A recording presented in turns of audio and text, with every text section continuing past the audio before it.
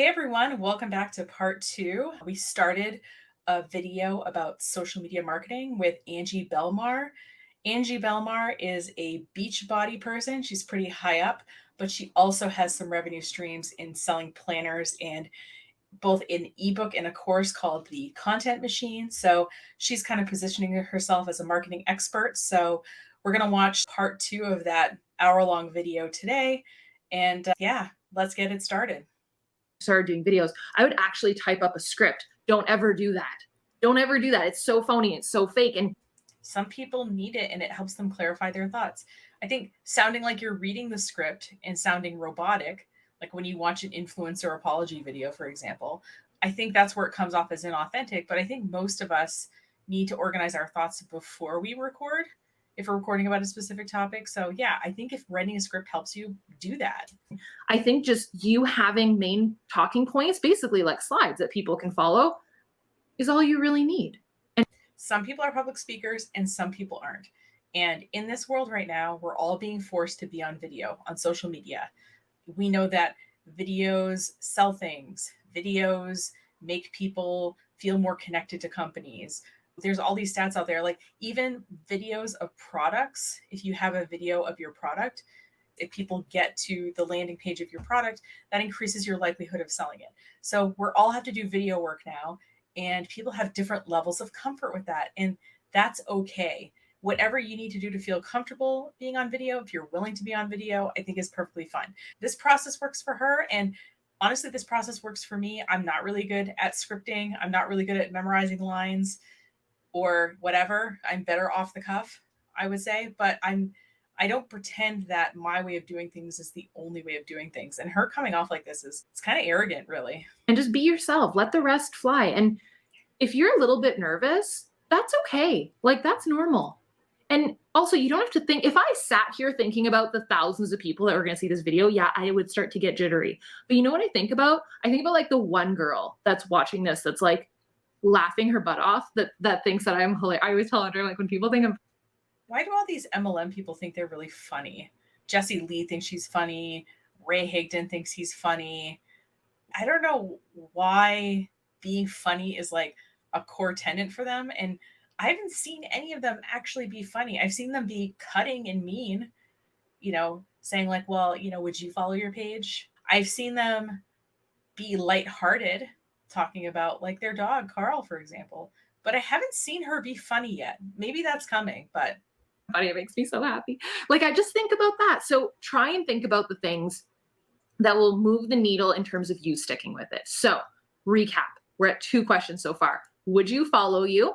And what will you stick with? Like, what needs to be the game plan that you'll okay, the do I have a recipe is a sub question of 2. Got it. stick with? All right. 3, where is your time going? There's so much realness. By the way, a lot of you guys ask about this bottle. I love this bottle. It's by Healthish. I think I have a code for it. Most of my codes are Angie 10. I love how she's also selling us. She sold us a planner. She sold us a water bottle. And we're at 29 minutes in. Let's see how many other things she sells us. It's like the cutest thing, and it has like times on it. I just drink water all day long though, so I don't. 5 p.m. Okay, no.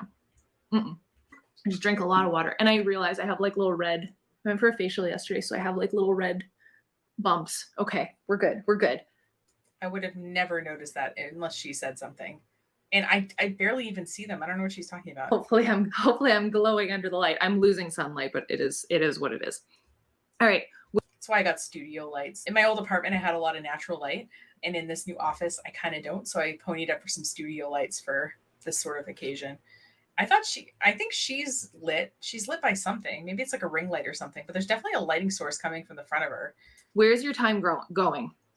If you're thinking, and there's a whole chapter about this in the Content Machine book about time and about saving time. Got it. So this 72-page ebook, I'm guessing, has parts about mindset and parts about time management.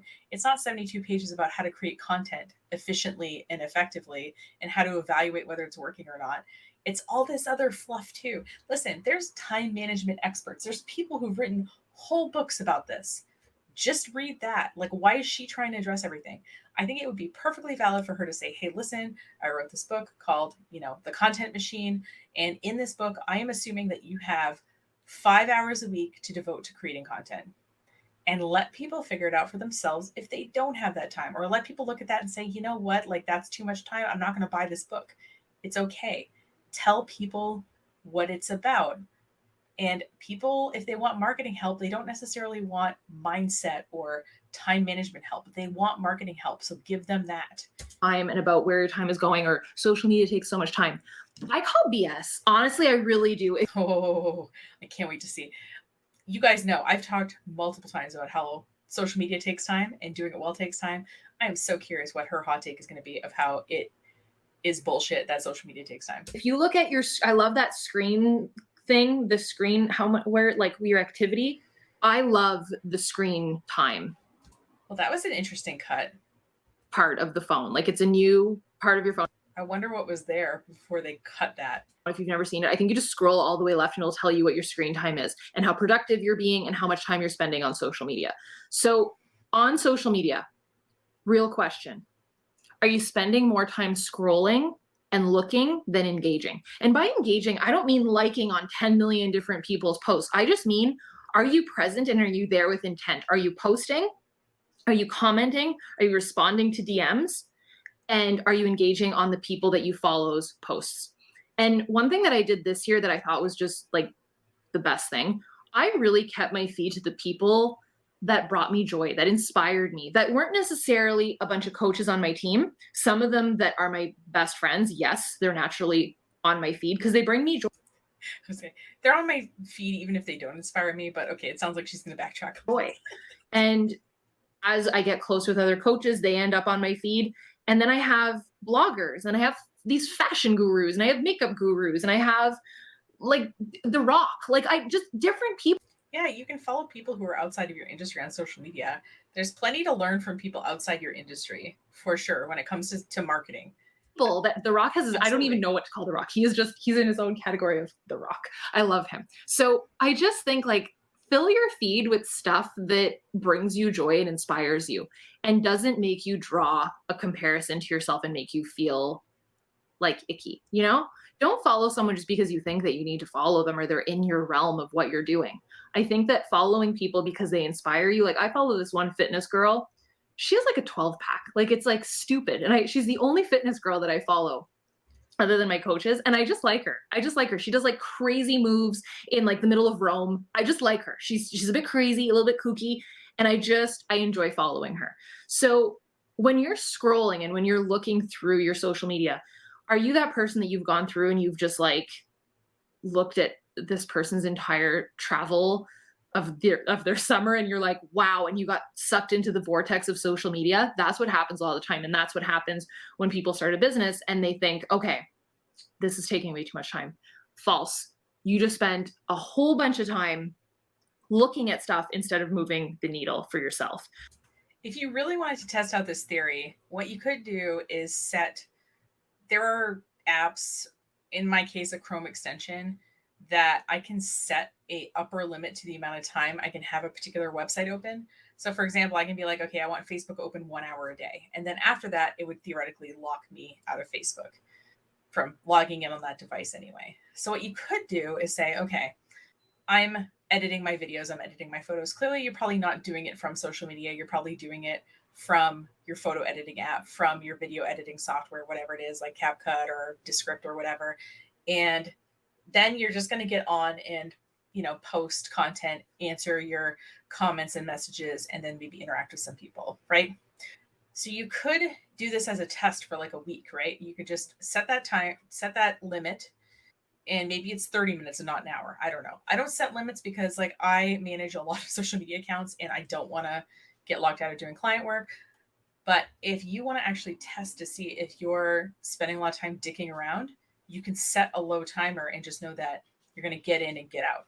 And you can totally set things up that way. So just do that and see if she's actually right, because she might not be right thinking that you're just dicking around on social media all day. You might actually be doing legitimate work. But I have a feeling that for me, most of my time is spent producing and planning out content versus actually being on the social media platform. Yeah, I'm interacting. Yeah, I'm answering messages or whatever, but that's kind of it. And really, that's not part of my job. Jessica on our team is the one who does that for clients and us. So I've taken that off of my plate. I just have a feeling that most people probably are spending a lot of time on the content, especially if they're running a business. But you can easily kind of track your time for like a week and just see if you see any patterns. She might be totally wrong. I'm just putting that out there. So what I personally do, time saving tips, I really do look at screen time. I really do try and self assess. And if I find myself in a vortex, which always happens to me on YouTube, I always end up on Jimmy Fallon's YouTube every time. I'm like, wow, that again, woo, what, or Ellen's. I'm like, how did this happen? And you kind of like get out of the fluster and you're like, what time is it? Listen, if you need parameters, set them. We have a client, for example, and he sat across from me and he said, I'm addicted to social media. And so I said, okay, what if we checked your comments and messages every day and you send us the content to post? I know that you want to have a lot of control over your content. You can approve everything, and we will be the ones actually logging into the website and posting it. And he's like, you'd do that? Absolutely. So if you have that problem, there are people you can hire to help, or you can give yourself some parameters. Like I said, locking yourself out of particular websites after a certain period of time. I think you could even block, like if you found you were on Jimmy Fallon's channel, I think you can somehow block yourself from accessing that content. Like if you can do it for kids, you could probably do it for yourself, right? Was I dreaming? Where am I? It happens. I'm not saying that you're a bad person. It happens, but just get out of it and get back to work. So when I find myself doing this, I try to self-assess how much am I personally adding to social media, to the realm of social media, then absorbing. Am I a follower or a leader? If you're a business owner, you should be. If you have goals on social media, if you want to grow your social media, you should be the leader, right? So stop getting sucked in by all the other people that are leading, because they're obviously doing a better job than you right now, and try and be the person leading. Whoa. God, these people are so rude sometimes. Like, why not just tell people about tools that will help them not get sucked in? Why not give them actual strategies instead of just shaming them? Leading God, the these pack. people. So time-saving tips. Schedule your posts. I use a ton of different, I've tried a bunch of different apps. The one that I'm using right now, I will leave for you guys down below. I believe I have a discount code for it because it's free whenever you start. And then if you want to post more. Okay, third thing she's selling is her social media scheduling software. And I'm going to check which one it is real quick. Okay, I love that she made me click through a bit.ly link so that she could track that I clicked on it. But this software is called Apphi, Apphi. It's a social media scheduler. I've never heard of it, but we use RecurPost, Later.com, and what's the other one? I'll think of it in a second, but I like those two a lot for different reasons. More on it. It's called Apphi. Okay, shoot. So I'm going to pull it up for you guys and I'm going to show you. Yeah, because she's selling it to you. This is the third thing she's sold. We're 33, almost 34 minutes in. This is the third thing she's trying to sell us. I have like 2 different accounts on here. I'm going to add Carl's account to it. I just moved it to my main page. Post Apphi. So you can literally share your screen, schedule on different accounts. You can do it on Instagram. We can't see it. Instagram, Facebook, Twitter. You could have taken a screenshot of this and put it on the screen while you were talking. You can tag your people. You can tag the location. You can add the first comment. So if you do hashtags as your first comment, which some people do, sometimes I do that. Yeah, sometimes we do hashtags as first comments too.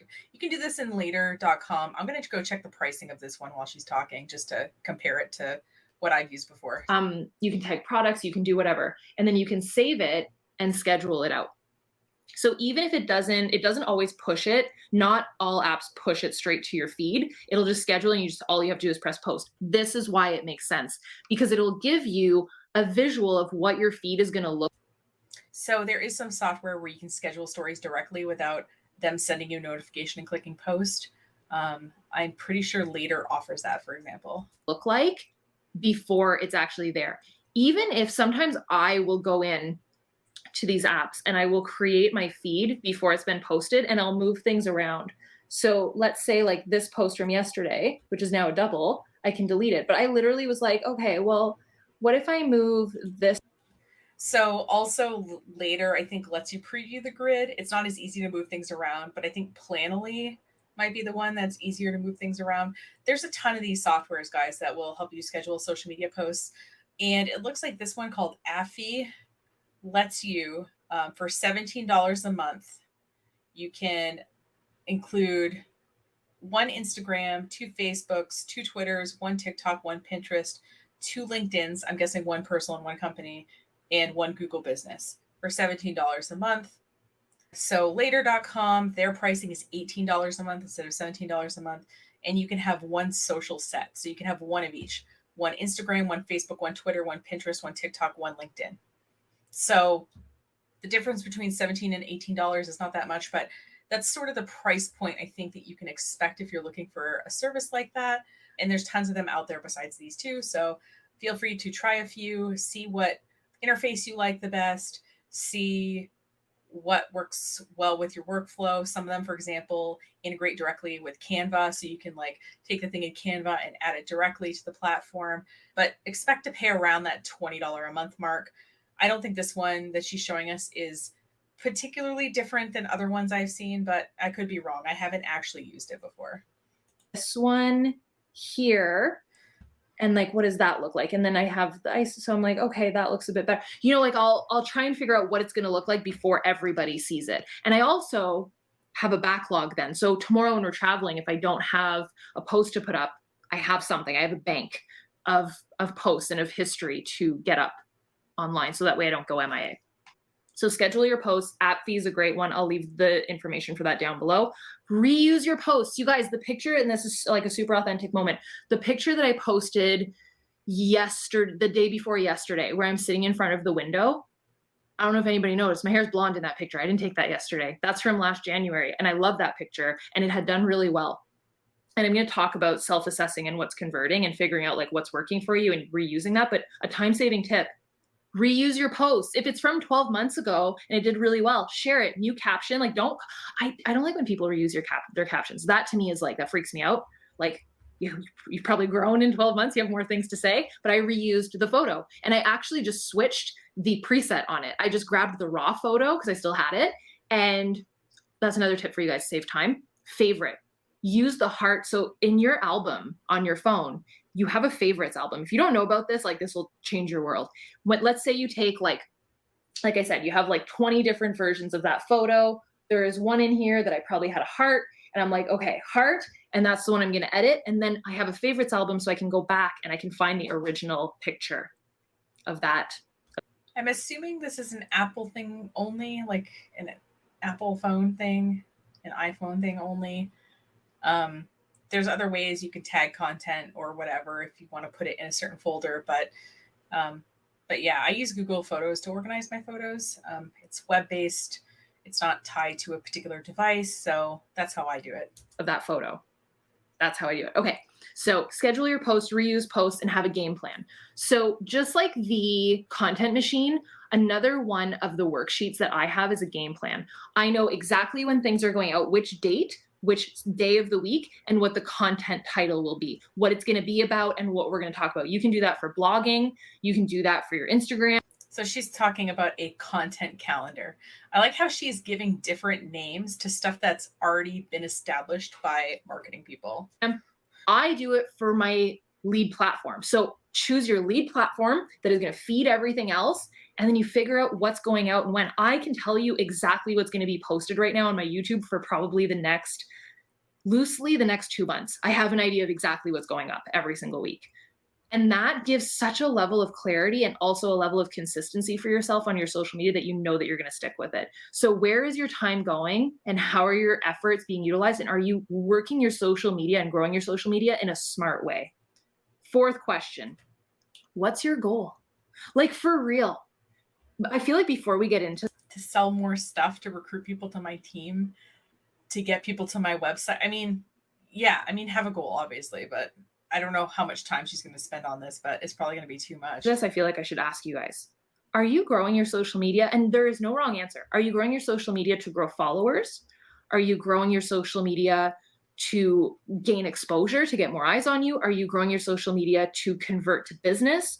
Are you growing your social media to grow your coaching business, like how you can like mentor people? Are you growing it because you have a digital product? Like for us, coaches, not only do we mentor people and we help them get healthy and fit, there's digital products. There's all the workouts are digital. So there's digital product. And then there's a whole other aspect where we mentor them in business. So there's different facets. Like, why do you, and it could be all of the above. Why do you want to grow your social media? Is it for exposure? Whatever it is, what's it for? Is it for a means to an end? Is it to eventually have paid ads and make money off of that? And I talked about this in my goal setting. Like, I literally shared like income and income on different platforms, like what that looks like. So you can go see that if you want the realness, or if you saw it, you know the realness of it. So I met with a prospective client a few weeks ago, and she was talking about a sort of like lifestyle thing that she wanted to start. And so I asked her, okay, I said, so in terms of this making money, do you see that you're like affiliate selling products? Are you developing your own products in this niche? Are you creating content that you're going to monetize?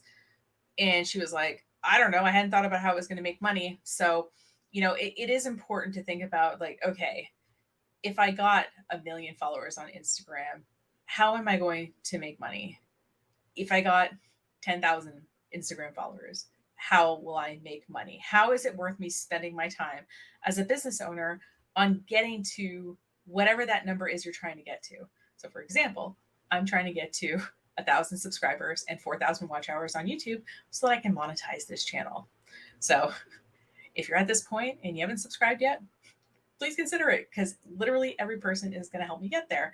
But the point to it is that I'm going to make passive income off of YouTube ads. Not a ton of passive income, but some, because I have a team of people. I've got to run payroll on a regular basis, and I would like some of the money that we generate to be generated within the company. So that is a goal of mine. That is why I produce YouTube content, in addition to also just bringing awareness of, marketing people and vague advice, and kind of pointing out that in a lot of these cases, the advice is very general, that you can learn these things from other places, and that you do not have to pay hundreds or thousands of dollars if you don't want to learn this kind of content. They don't have a special secret that you and I don't have.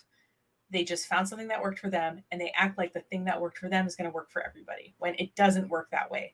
If you've been on social media for any length of time, you probably know that even if you found someone you admired and you copied their exact strategy, you can't expect the same amount of growth / money that they got, because everybody is different. Every account, every business is different. And that's why we need to approach things with a strategy. We need to evaluate what's working and isn't, and be able to change that strategy to make it work better. And again, if there was one thing that worked for everybody, I would tell you what it is after you paid me thousands of dollars, and I would go lie on a beach somewhere. But there isn't. Drink that water. But why? And if you can't tell me what your goal is, then that's probably where you're stuck. And for me, anybody who's watching this, if they're in your downline, they want to make as much money as you do. That's their goal. So acting like it's otherwise is so silly. For a long time, when I first started, I didn't know what my goal was. And I did things just to do things on social media because I didn't have an end goal. So once I figured that out, and I had you clearly had a goal of at least making money, or else you wouldn't have joined a business. You would have just started an Instagram account and posted fitness and healthy content without joining a whole thing. You joined Beachbody because you wanted to make money. People watching this are in your Beachbody downline, and they want to make money. Level of clarity as to what do I want with this? And I can give you guys my answer. Yeah. My answer is always to be able to not only reach more people, but that it to have more impact, converts, that I get to work with that person closely, that they are so my type of human that we just like get each other, and it's almost scary that one day down the road, they come to Disney with me and we like hang out and we just like totally are best friends and we get each other. And that might sound really far-fetched to you, but how many best friends do you want or need, though? Experienced it multiple times in my life. So I'm going to share a really cool story. We're building a house in Golden Oak right now. We're actually going there tomorrow. I gotta go see where Golden Oak is. But if you look at her content, whatever program, that was $400, right? For her to make $10,000 a month, all she has to do is sell 25 of those. I wonder how much work she would have to do in Beachbody to make $10,000 in the month. And I say this looking at how much work her downline is doing versus her. So I have a feeling that if she keeps her downline they're the ones doing all the work, making the money, right? But she's branching off into selling programs and coaching and all that, because if she sells high ticket stuff and she just wants to make $10,000 a month, she doesn't have to sell that many to stay profitable. And Andre and I thought, what cool thing would it be that our coaches that achieve that first like big milestone rank this year, that their trip or their gift, not, and by the way, other teams don't necessarily like are like, here, have something, but we love that when they grow to a certain point that we can go on a trip with them, or we can do something with them, or gift them something. So we usually try and do a trip because it's an experience and we get to spend time with them. It's not, I think you guys are gonna love this. I thought, okay, let's look up Golden Oaks, because I'm near Ottawa, but I don't know Ottawa super well. It looks like it was basically this Ponzi scheme. So this story was posted to cbc.ca in 2013, how they owed $27 million. They guaranteed investors like 300% or something. But I'm reading through the Tories.com 2022 publication about Golden Oaks being a fraudulent investment scheme. So I kind of wonder, I'll link both of these articles, by the way, in the show notes, but I sort of wonder if her housing dream came true here, because it looks like Golden Oaks was pretty sketchy. And this was recorded in 2020. And it looks like those issues started in 2013, but it looks like things are still going on, even in October of 2022 in terms of somebody talking about it. I think it's a lot easier to mail someone something than to give your time and give them an experience. So we thought, why not have them at our house when it's ready? And so that's what we're going to do. And I always think of that someone now that could be following me on social media understands me so much to the point that we build a relationship, we start talking in DMs or on email. They end up maybe being a customer of mine and doing a workout, or they become a coach. And a year from now, we're hanging out by my pool having margaritas. Like down the road, that there is such a relationship that's formed that we're that close. Like that's how I always see. I don't know if her house ever got built, though. You know what I mean? Like, I'm not going to look at where she lives now, because that feels like an invasion of privacy. But I kind of wonder, because this development looks really sketchy. See it. So that's my goal, is to build a relationship with the people that understand me and that get me through my authenticity and the things that I love. That's like the first step, is we kind of just have like a mutual love for stuff that we nerd out about, from everything from makeup to dogs to, of course, Disney, to goal setting and being a passionate person and loving to travel. And maybe we have a similar lifestyle where, you've had your husband in your life since you're like a youngin' like me, like whatever it might be. And you just kind of relate on certain things. And then you grow a friendship and you grow a relationship. That's my favorite. So what's your goal? And if it's to grow followers, it's to grow followers. If it's to gain exposure, it's to gain exposure. If it's to grow your business and make money, that's okay. Everybody watching this wants to grow their business and make money. Most of us have friends in real life, or we have ways to find community around our interests that do not involve trying to grow our Instagram following. You know what I mean? Okay, too, like whatever it is. So figure that out, and then you can move to the next question. So the last and final question, this is like my question of the year. How is it converting? This was what wasn't working for me. I wonder if she's going to tell us how to measure that. I bet she doesn't, but if she does, she'll get a little bonus point from me. I was doing things just to do things. Like I said, I was posting sweaty selfies up at the end of my workout. That does not relate to my target audience, because you know what? I don't look that cute at the end of a workout. I don't really feel like taking a selfie. So you think the people that get me want to take a selfie? Probably not. Do you think they care? Do you think they're probably sitting there, because this is how I am. If I haven't done my workout yet, that doesn't inspire me. I would literally be like, cool, I didn't do my workout yet, so I hate you, and awesome. No, I'm not that mean, but that would literally be. I think you might be that mean, though. I would be like, cool, awesome, you did your workout, cool, no value.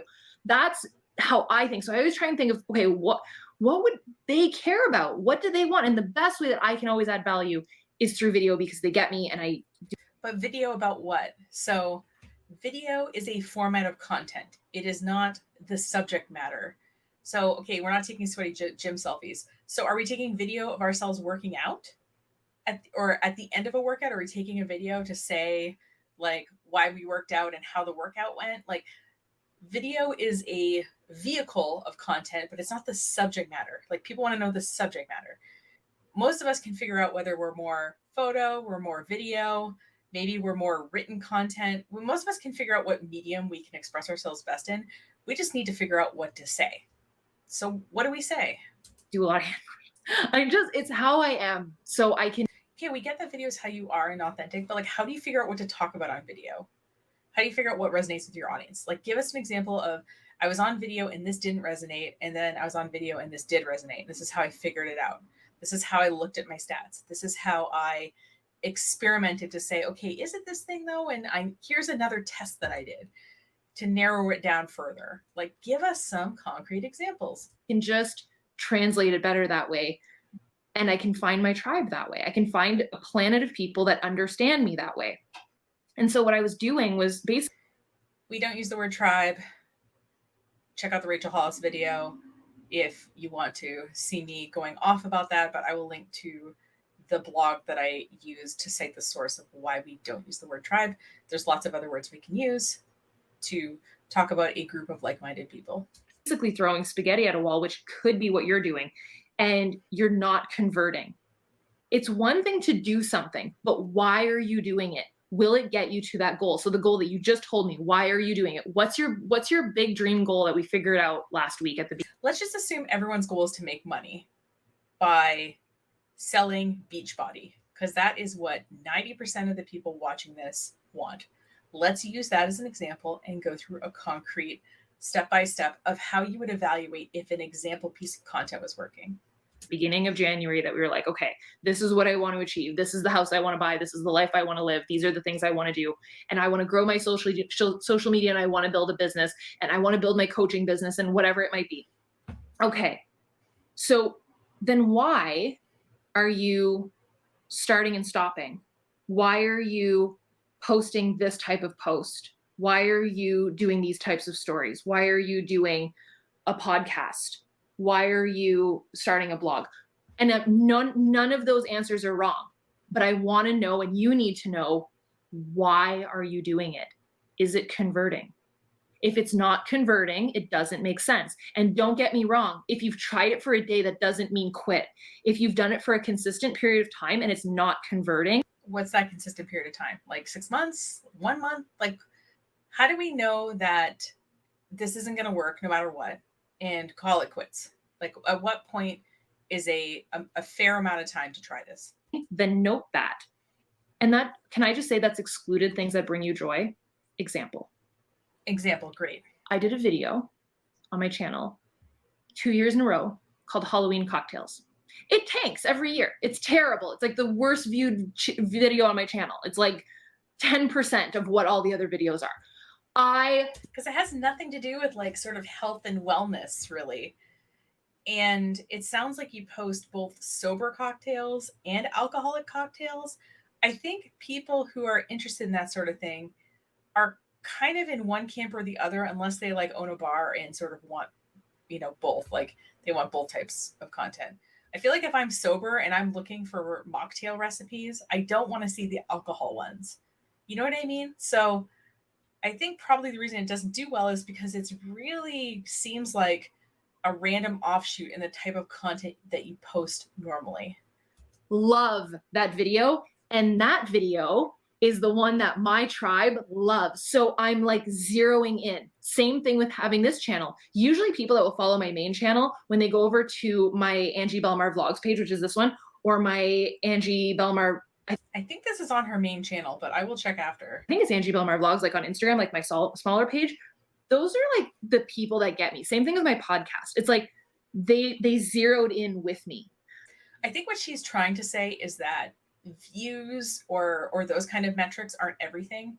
So like, for example, if I look at my website and I see that our page about website analytics has only gotten 20 views, but since I set up a Google goal on a page to see how many people filled out the contact form of my website, if I look there and see, okay, 24 people got to that page, but 5 people filled out that contact form, so that page is converting at like 20%, and most websites convert at, most forms or shopping carts convert at like 1 to 3%.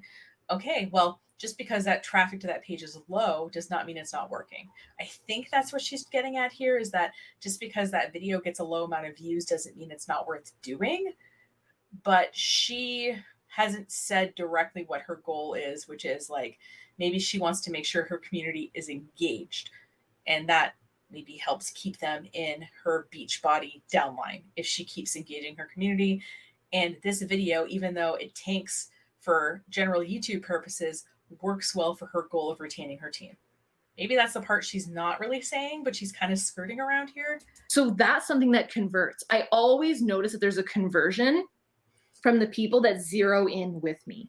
So have your audience like cast a wider net on a topic that you love and you love talking about, and then zero it in together. And that's how you convert. And this is what I mean by convert. My sweaty selfies and my, hey, so today we're going to do a workout and it's going to be great posts on Instagram that were total like fluff. Was it building my business? No. Were people understanding what I was sharing? No. Were they inspired by what I was doing? Not really, because I didn't get any DMs or really any comments of people being like, thank you. I got them sometimes, but not as much as I would have liked. And then I just shifted. Do people thank you for content a lot? Because I don't necessarily get a ton of that. And I think just because someone isn't saying thank you doesn't mean they don't like the content. I can tell if someone likes a video based on, if they're leaving comments, if the watch time is high. There's plenty of ways that people say that they like something non-verbally. I don't think people have to say thank you all the time for your content. A little bit. And I did something that felt a little bit more me, and it made the biggest difference. It converted. My DM started to get more and more filled up. Okay, more DMs. That's a conversion for her. Okay. My email inbox. If your inbox right now, if you're a business owner, if you're a coach and your inbox is empty and you've already cleared out all your emails, there's something that's not converting. Okay, so a conversion for her is getting more messages. Is the okay? That's helpful. To me, that's the measure. Is what does your DMs look like? What does your inbox look like on Instagram? What does your Facebook inbox look like? What does your email inbox look like? And if it's empty, then you're not converting. You're not having conversations behind the scenes. And I think that that's the biggest thing to note is if people aren't coming to you from your stories or from your posts or commenting below your posts and saying, thank you, like that was great, or asking you questions. And worst of all, if they are and you're not answering back, there's a disconnect. There's no conversion. Conversion is everything. What she's neglecting to say here is that a lot of businesses have websites where people can make purchases on them, right? Or if you're brick and mortar, like if you're a restaurant, people come into your restaurant, right? So messages aren't necessarily everything. It really just depends on your line of business. If you have if you sell online, I don't expect necessarily that you're necessarily getting a bunch of messages. If the marketing of your product is clear, hopefully people are getting to your website and making the purchase. And so you see how many people are getting to your website, how many people go to that product page, how many people put it in their cart, how many people check out, right? That is a process that you need to see. But if you're network marketing, you're not sending people necessarily to a website. You are having these conversations in the DMs. So just saying, depending on your line of business, getting more messages does not mean you're doing better or worse as a business owner necessarily. Your outcomes might be different than hers, but she is in a network marketing company. And I wish she would say explicitly that this result means that from a network marketing perspective, she's doing well. The reason I bring this up is I think that it was very trendy this year to say, I'm going to start a blog. Was it? I'm going to start a channel. In 2020, did a bunch of people start blogs? I feel like I have a blog, but I feel like I'm in a minority here of people who maintain a blog. You know what I mean? Like, I feel like most people are using TikTok or YouTube or, some Instagram or something as instead of a blog. I don't know if anybody like in 2020 was like, let me start a blog. I'm not saying nobody did. I'm saying that not similar to the numbers that we saw in like 2010, for example. On YouTube, I'm going to start a podcast. Yeah, I would say starting podcasts became more common, especially since the editing software became a lot easier to use. Like Descript.com is a real game changer. I used to edit our old podcast that I had back in 2016. I had a podcast in 2016 and I edited the whole thing in Audacity, and it would take me like between 4 and 7 hours for the typical episode. And now there's these tools that will like, oh, click here and it'll, get rid of all these words, all your ums, or oh, click here and we'll automatically add this intro in the same part that we do every time, whatever, right? So there's these tools now that make the editing process easier. And also at that time, it was really complicated to figure out like, okay, where do I put the audio files? How do they upload to Apple Podcasts? Like, and now I feel like there's a lot of companies that have really streamlined that for people. So I would say it's easier to start a podcast now than it ever has been. And now both TikTok and YouTube are, I think, prioritizing podcast clips as part of their content and trying to get a part of the podcast market. So I do think that it is a more used piece of marketing than it ever has been. But I'm not sure if people are starting blogs from scratch here. I do believe they're starting podcasts or YouTube channels, though. Cool. Yes. Can you tell me why? That's my beef. That's should be your beef, because a lot of people start podcasts to be an authority on a subject matter. I have some clients who have a podcast and they're like, yeah, a lot of people in Fortune 500 companies listen to our podcast. We don't necessarily get 1 million downloads, but we know of certain key people that are listening to our podcast. And that is a perfectly valid outcome. It's one thing to want the number one business podcast in the world or something, but it's another thing to say, hey, this podcast is a tool to, have conversations with leading people in our industry, to establish us as a thought leader / authority on the subject matter, to be visible to the demographic of people who listens to podcasts, which tend to be sort of older, more affluent, more politically involved people than the average person in the population. So anyway, there are valid reasons to start a podcast that aren't necessarily getting downloads, but I'm not sure how it would necessarily help a network marketing company unless, I guess, you had a massive downline and wanted to be able to brag that your upline had a podcast that was, in iTunes and that helped in your recruiting methods. You're out there throwing spaghetti at the wall, just like I was with posting random fitness selfies. But we don't know what works until you put it out there, right? And some stuff is going to work and some stuff isn't. And you have to just understand that, like, part of this is going to be an experiment and not everything's going to work right away. And if you expect it to work right away, you're going to be severely disappointed. So yeah, a lot of it is going to be trial and error at first. It's just going to be. I like I said, I wish there was just one way I could look at someone's marketing and be like, this is definitely going to work the first time with absolutely no changes to our strategy. I wish I could do that. But we need to put things out there and get some response from the audience and see what they like and don't like and tool our strategy from there to a certain extent. With no real reason as to why and where it's going to take you. To me, that's the biggest question out of all 5 of these is how is it going to convert for you? So this goes into... And to remind you, conversions is getting messages, Instagram / Facebook messages, emails, and that kind of thing. Comments on your videos. So it's getting a response from people, verbal or, in written format in a messaging platform. Your insights are really important with this. So if you don't know what to post and you're sitting there being like, well, I don't know what works, I will tell you what will work. Go into your insights. And if you don't have a business account, you're a business owner, what are you doing? This is another question I've gotten a lot. What type of account do I need on Instagram? Do I need a creator's account? Do I need a business account? Are you a business owner? Some people want to monetize their content, and so they would be a creator account. The other thing to keep in mind is that some reasons that people hesitate on this is that you have a lot less access to sounds as a business account than you do as a personal account. So sometimes people just want to be able to post, Taylor Swift sound bites as part of their content. And as a business, like, you're not allowed to use those sound bites. You have access to a lot less of those. So I understand why people would hesitate. And going over the pros and cons with people and about why it's worth switching to the business account, I think is fine. Also, she could be putting insights on the screen right now to show people how to access it and what they should be looking for. This would be a very easy thing for her to do. Then yes. A creator account is, I think, pretty much the same thing. It's like if you're a blogger or whatever. I think that's the one I have. If you have insights and you can understand your metrics from... Maybe you can go over the difference between a creator account and a business account and the pros and cons of both and how someone would pick between them. Or maybe you could point people to a resource that would help them do that. She's not even sure what kind of account she has. So just 30 seconds ago, she's like, you have a business account and you're not Your business and you don't have a business account on Instagram. What are you even talking about? And just now she's like, I think I have a creator account. So she doesn't even know what kind of Instagram account she has. So maybe stop with the condescension already. From it, then you're good.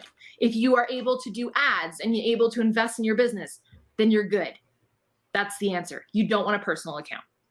Okay, so she's saying you should take out ads. She just threw that out there.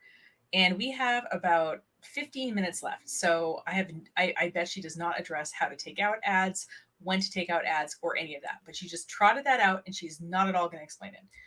Here's why. Because you can go into your insights and it will not only tell you which day of the week converts the most. I know, by the way, I know that Thursdays are the biggest day of the week for me.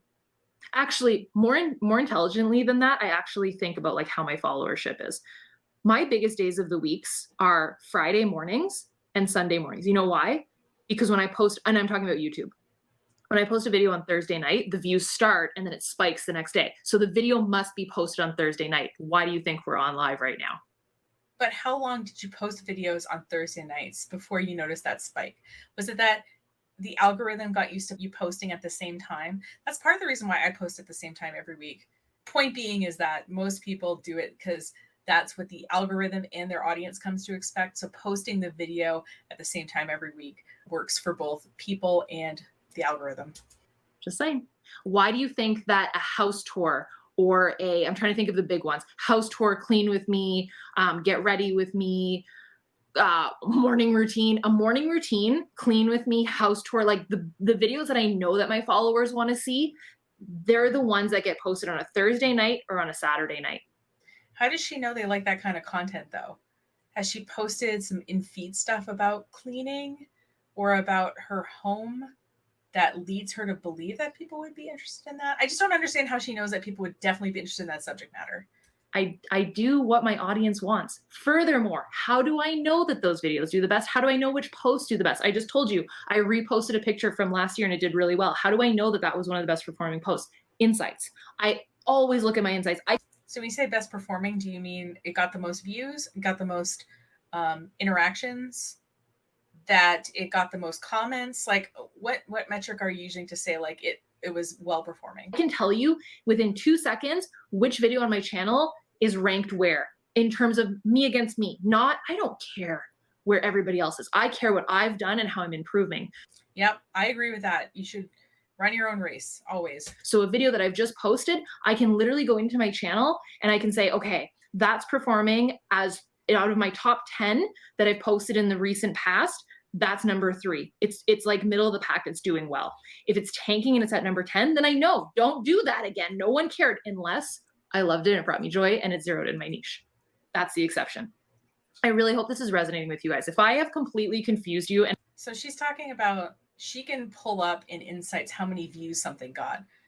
But I think it would be hard to tell how many messages or comments or excitement that generated without you tracking that over time yourself. I don't think Instagram Insights is like, oh, after you posted this, you got this many messages. It doesn't know that. Or after you posted this, you got this many emails. It wouldn't know that because email is outside of Instagram. So it wouldn't know that. So I think part of this involves you tracking not only your insights, but how many messages that you get as it relates to the same timing as your Instagram posts. Okay, I posted this on Sunday. How many messages did I get in the 24 hours after I posted it? And be able to see patterns over time.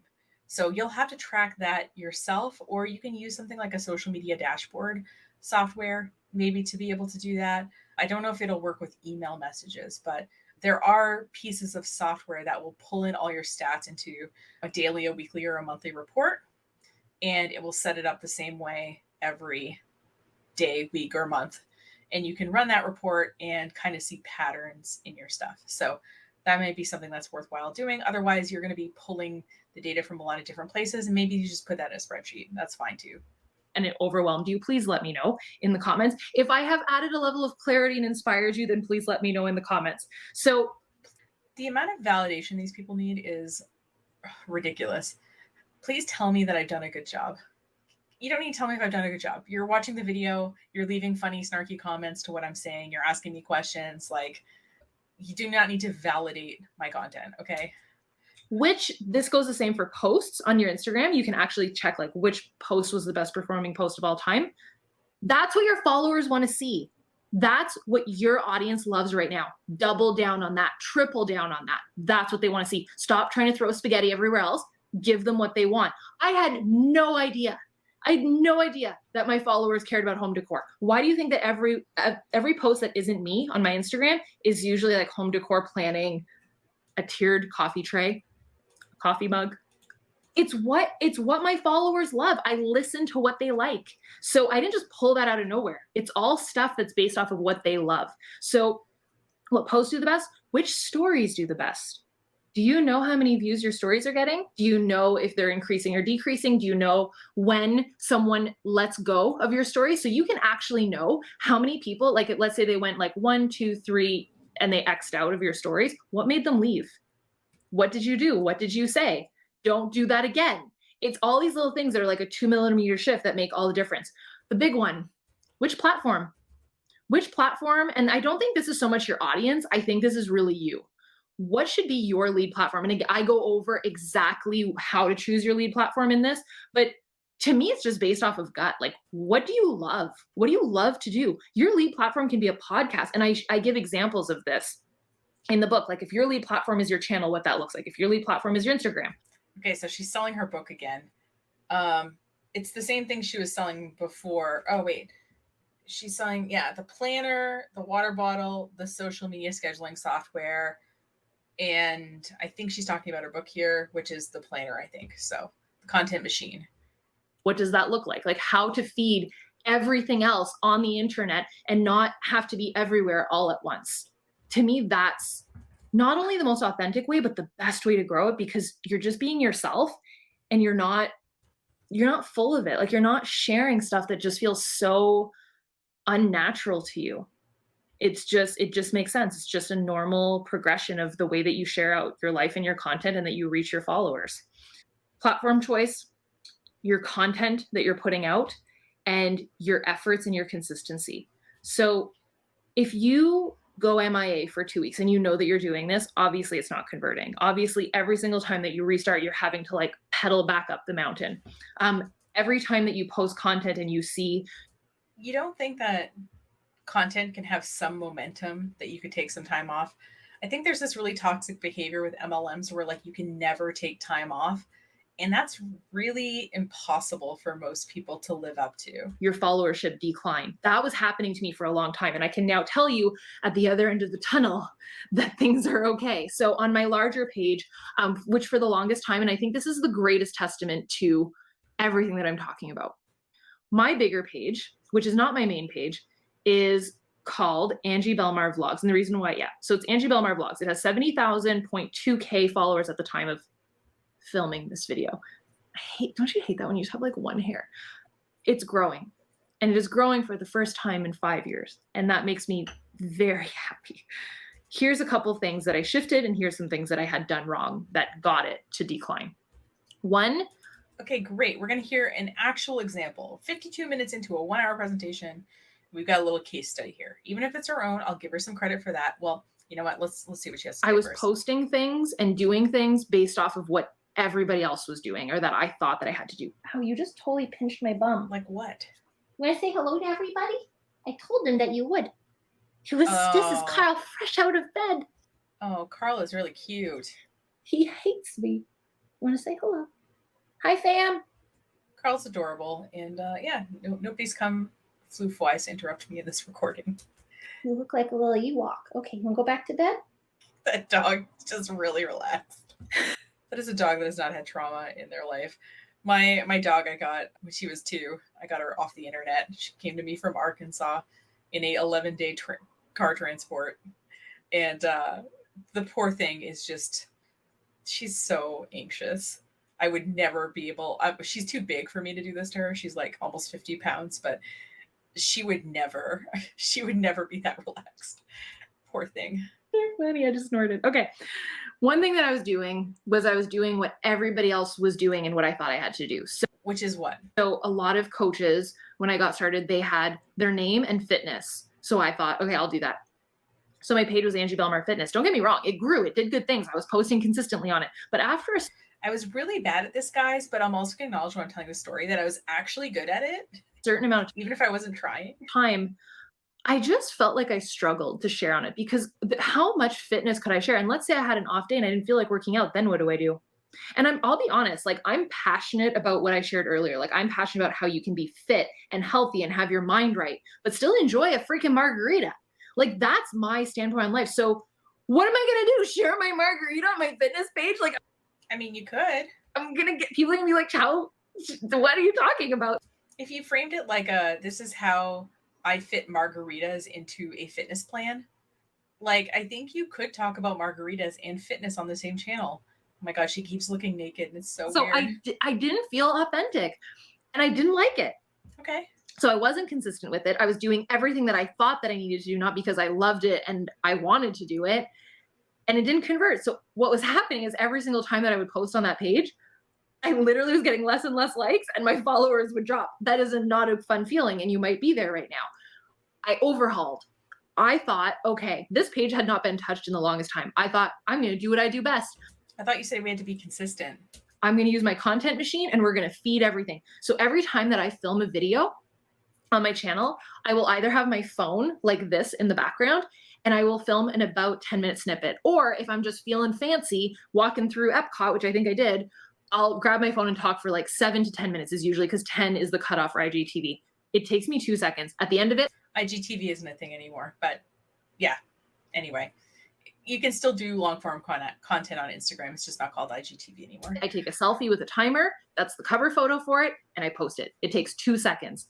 And it's just another platform that's being. Technically, it takes 7 to 10 minutes plus 2 minutes to do the photo. So you're talking like 15-ish minutes. Fed. But guess what? It's growing. It's growing for the first time in 5 years. And I think that that's a true testament to everything that I just talked about. Is it converting? So basically she wasn't posting consistently and she was just posting about fitness content. And then she decided to overhaul the channel and post just whatever she felt like it, but post it more often. Okay, I mean, that's a valid approach, I guess, if you're a lifestyle person. Oh my God. Also, my pause finger is on point today. Wow. So that's like the perfect example. I did this. Mm-hmm. If I'm posting all these videos and I'm doing all these things and the page is still declining, it's not converting, it's not working. And chances are the number one reason why is it's not authentic on your end. That's right. The reason that you're not successful is ultimately your fault.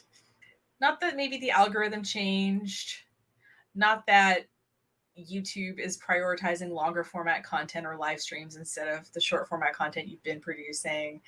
There's no exterior forces that are going into this whatsoever. It's just all your fault because you're not authentic. Because people can sense that. They can smell and sense the BS a mile away. Their BS meter is huge. If you feel like it's BS and you feel uncomfortable, then they're going to feel uncomfortable too. God, I really hate the way these people talk to their audience. It's just so condescending. And the thing is, like, if she was right, I'd be like, okay, she's kind of cutting, but she's right. But like some of this stuff isn't even true is the thing. So let's recap. I really hope this was helpful for you guys. All right. Would you follow you? What does your feed look like? First impressions. You look at your first 9 posts. Would you follow you? Do you have new content coming in? Are you posting consistently? What's the vibe? Are you using a preset so that your pictures are consistent? 2, what will you stick with? Stop setting goals that are so astronomical that you're like, you can't, and it's unrealistic. Do you have a recipe for your posts? What do you talk about? Do you have a machine? Do you have a lead platform that's feeding all the others? What feels authentic to you is usually what you'll stick with. Number 3, where is your time going? Honestly, where is your time going? Look at that screen time thing on your phone. Are you scrolling more than you're engaging? A couple time-saving tips that I use is I schedule my posts using AppFee. I will figure out what my feed looks like. I will have a bank of content. I'll use my favorites. I will reuse posts. And I often have a game plan that I have in the worksheets here. What's your goal? If you don't have a goal, you'll never get to the goal because you don't know what the goal is and you're going to feel very lost and you'll never know what's working and what's not because there's no end goal. So is your goal to grow your business? Is your goal to form a tight connection with people? Is your goal that it's so specific that down the road you're hosting a retreat or you're having people at your house and you once met them on social media and you're helping that person build their dream life? Like that to me is what our business does. But no, like what does your product offer? Is your goal to help them with your product? Is your goal to just simply grow your followership? That's fine. If you just want to have a bazillion followers, and that's fine, but you can only know if it's converting if you know your goal. And that's the last question. How is it converting? Is it converting? If it's not converting, then what's the point? Which posts do the best? Look at your insights, know which stories do the best, know where people are swiping off and stopping listening to you. Your platform choice, does it make sense? Is that the one that's converting and leading the rest in terms of your content machine? Which content converts the best? Know which posts work the best, know what's the most authentic, and where your efforts and your consistency are going. Is that where it should be? Is that what's converting the most? Because I'll give you a tip. What's converting the most is where your energy should be.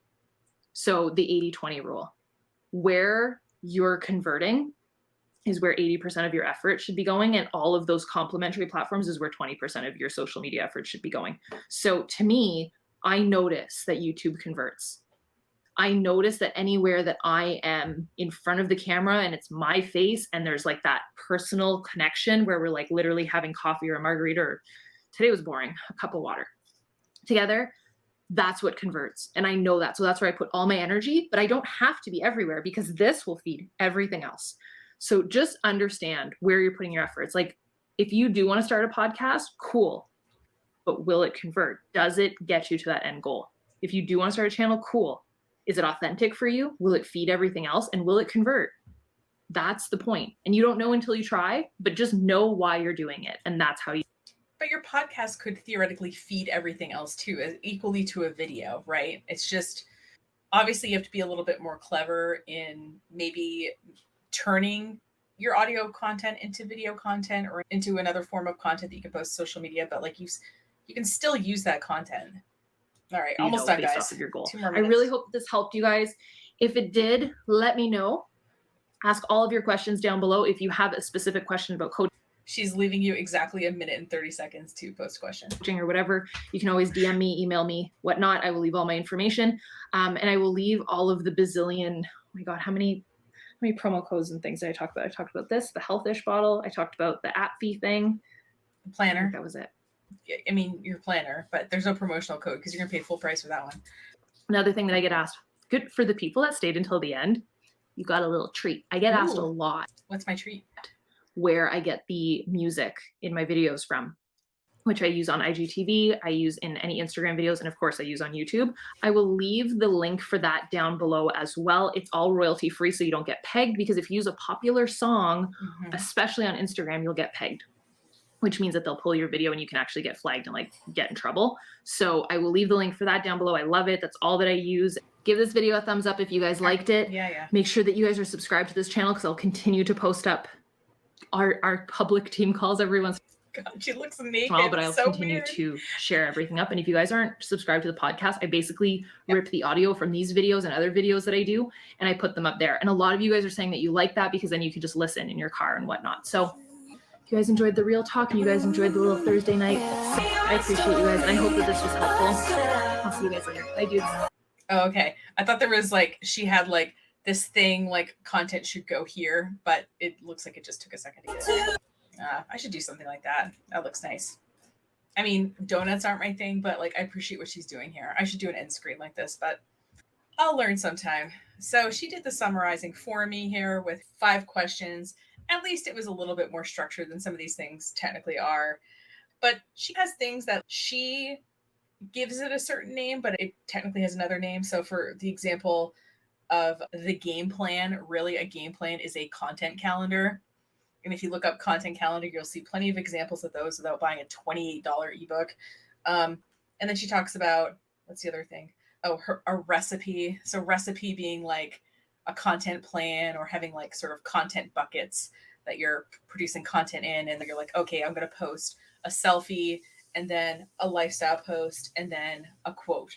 And then I'm going to post a recipe, you know, whatever thing that you figure out, whatever sort of formula, right? And these concepts have existed in marketing for as long as pretty much social media has existed. So I don't think that her content machine is necessarily unique content.